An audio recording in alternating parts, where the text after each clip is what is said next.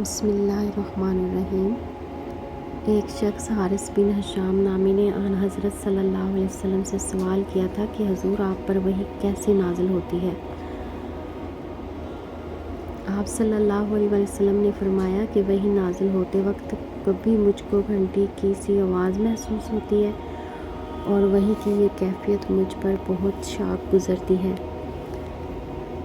جب یہ کیفیت ختم ہوتی ہے تو میرے دل اور دماغ پر اس فرشتے کے ذریعے نازل شدہ وحی محفوظ ہو جاتی ہے، اور کسی وقت ایسا ہوتا ہے کہ فرشتہ بشکل انسان میرے پاس آتا ہے اور مجھ سے کلام کرتا ہے، بس میں اس کا کہا ہوا یاد رکھ لیتا ہوں۔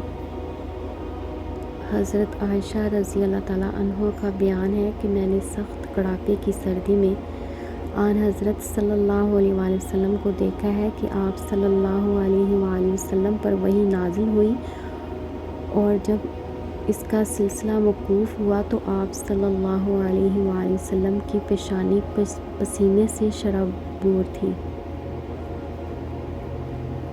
صحیح بخاری۔